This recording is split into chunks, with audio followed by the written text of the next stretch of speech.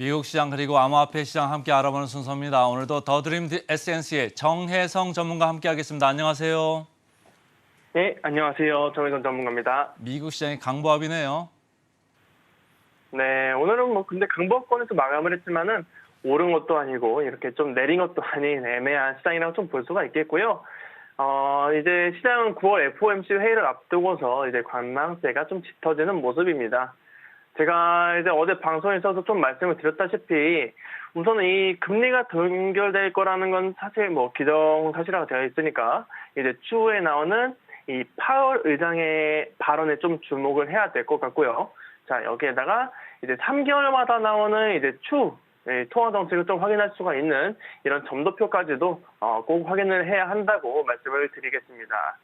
자, 추가적으로 이번 주는 이제 미국뿐만 아니라 이 영국이랑 일본도 기준금리를 결정하는 이런 이벤트가 있다는 점, 그동안 이렇게 좀 통화 완화 정책을 고수해왔던 국가들의 이제 통화 정책을 이렇게 살펴볼 수 있는 이벤트이기도 하고요. 그리고 미국 채권 금리와 이제 달러 인덱스에도 영향을 줄 수 있는 일정이니까 한번 참고해 보시는 게 좋겠습니다.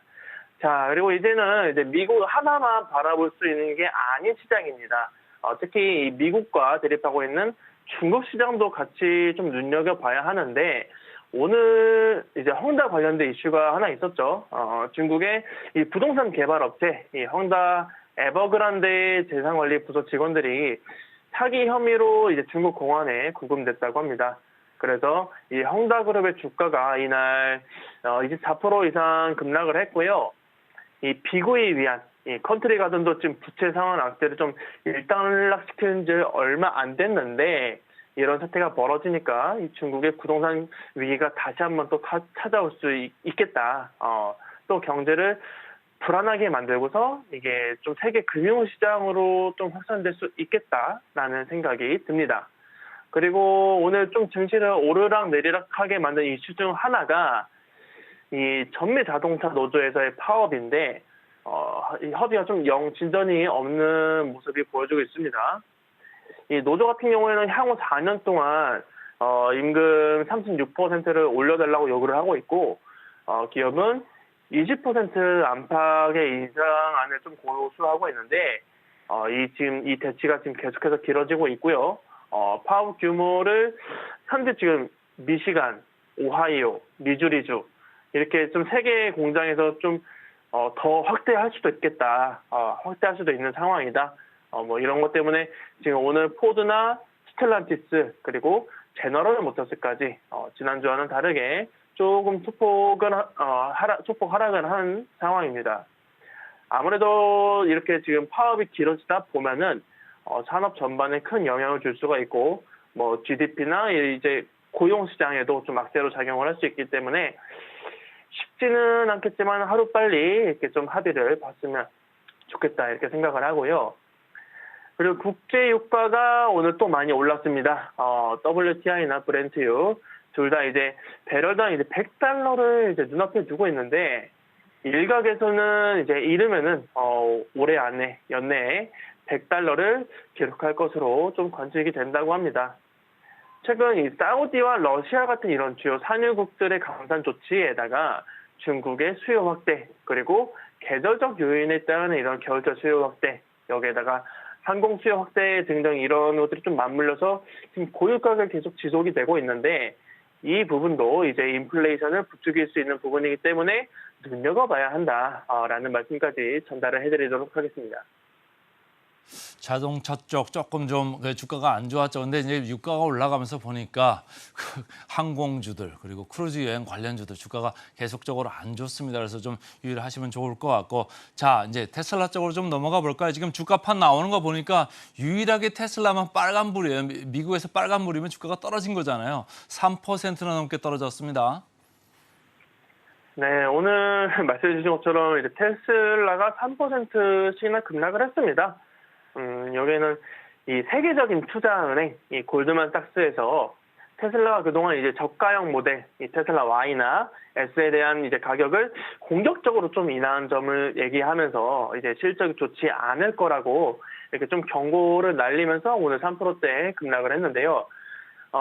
근데 이제 테슬라가 올해 들어서 이제 중국 시장 점유율을 늘리려고 이 저가형 모델에 대해서 좀 할인을 많이 해왔잖아요. 그래서 그 부분을 좀 지적을 한 겁니다. 근데 좀 생각을 해보면은 결국에는 시장 점유율을 높이는데 성공을 했습니다.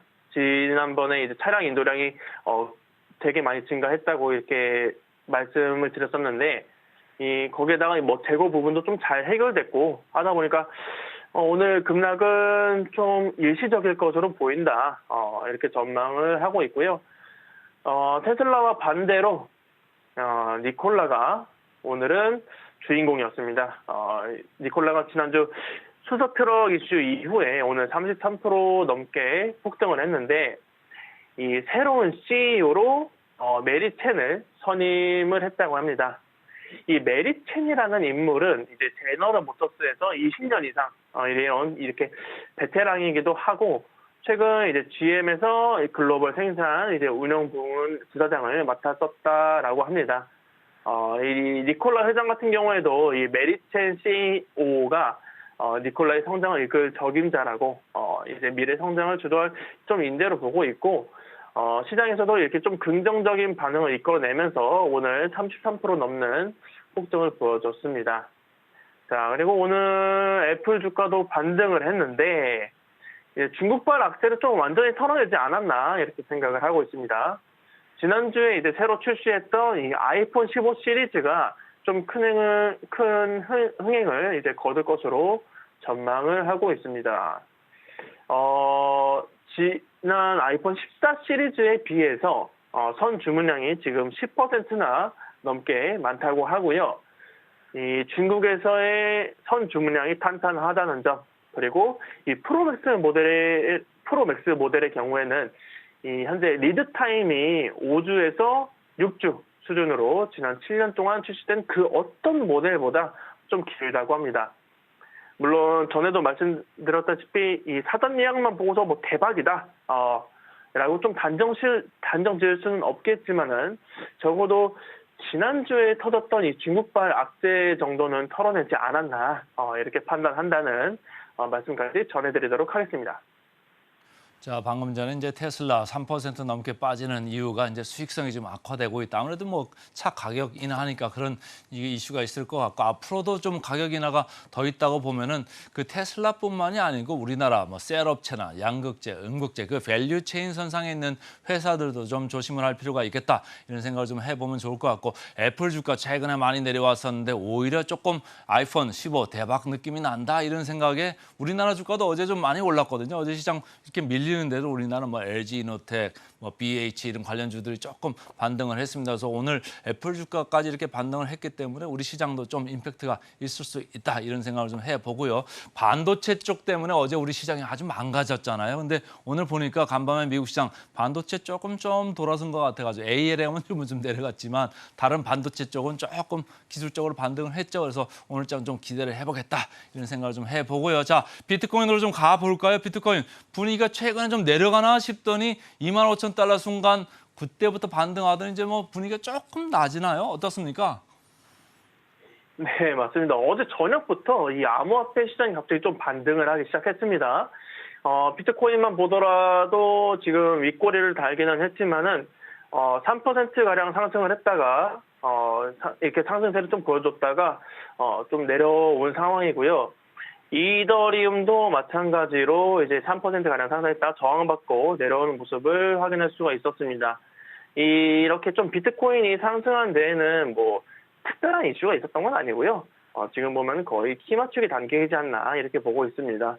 우선은 28,000달러 하나로 3,700만 원 부분이죠. 이렇게 이 부분에서 좀 저항을 받았었는데 이 자리에서 지금 박스권 상단을 만들어갈 수 있지 않나 이렇게 좀 생각을 하고 있습니다. 새로운 좀 상승 추세를 만들려면은 그리고 좀 일단은 호재가 좀 있어야 된다. 이벤트에 따라 수급이 좀 들어와 줘야 저항받는 부분을 뚫고 이제 상승 추세에 진입을 할 수 있을 거다라고 판단을 하고 있습니다. 자, 따라서 아직까지는 이 본격적인 상승장 진입은 아니니까 이렇게 좀 공격적인 투자는 잠시 접어둬라라고 말씀을 드리고 싶거든요. 오늘 알트코인들이 좀 많이 반등했다고 무리하게 달려드는 분들 분명 계실 건데 특히 26일 날 이제 상장 폐지될 코인들이 지금 폭등을 하고 있어요. 뭐 보시면은 100% 넘게 폭등하는 종목 코인도 있고 뭐 85% 코인 안에 리퍼리움도 있고 이렇게 있는데 무리하게 올라탔다가 불나방처럼 이렇게 녹아내리지 마시고요. 차라리 중장기적으로 보고 좀 분할 매수를 해가지고 대응할 수 있는 코인들을 이렇게 좀 바라보는 게 좋겠다라는 말씀을 전해드리도록 하겠습니다.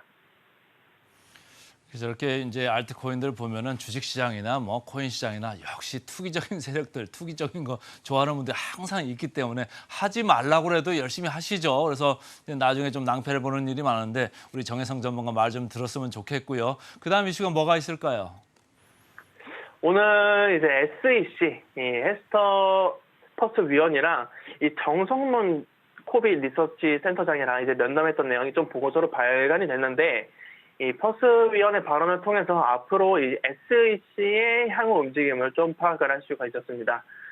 퍼스 위원 같은 경우에는 이제 기술 혁신에 좀 되게 우호적인 인물인데 최근 SEC 움직임이 이제 암호화폐 시장의 규제 불확실성을 키우고 있다고 말을 하면서 하루빨리 이 암호화폐 기본법에 대한 입법에 좀 들어가야 된다라고 좀 강조를 했습니다. 그리고 증권성 논란에서도 이제 한마디 했는데 암호화폐 자체가 이제 투자 계약의 내용을 좀 계승을 하기 때문에 증권으로 간주할 수 있다고 이제 말한 점을 좀 봤을 때 초리플 소송에서 이제 증권성이 여부를 두고 좀 강하게 밀어붙일 가능성이 높겠다라고 판단이 되는 부분입니다. 자, 그리고 중국 알리바바 이슈도 하나 엔트그룹 이슈도 하나 있었습니다. 이 중국 알리바바의 산하의 그룹인데 엔트그룹이 ANT 캐피털에 대한 이런 투자를 좀 축소를 하면서 1억 달러 규모의 암호화폐 투자 계획을 철회할 가능성이 높다라는 이슈가 있었습니다. 자, 여기에는 이 엔트그룹 전 임원이면서 ANT 캐피탈의 창업 파트너였던 유준에 대한 이 기업 내부 조사가 좀 진행이 되면서 이런 결정이 난 거다라고 보시면 되겠고요. 자, 여기다가 최근 암호화폐 관심도가 이제 AI나 AI 같은 인공지능에 쏠리면서 상대적으로 투자 관심이 많이 떨어졌기 때문에 이 암호화폐 펀드 투자도 같이 철회를 했다라는 이슈까지 전달을 해드리도록 하겠습니다. 오늘도 새벽부터 고생 많았습니다. 고맙습니다. 네, 고맙습니다.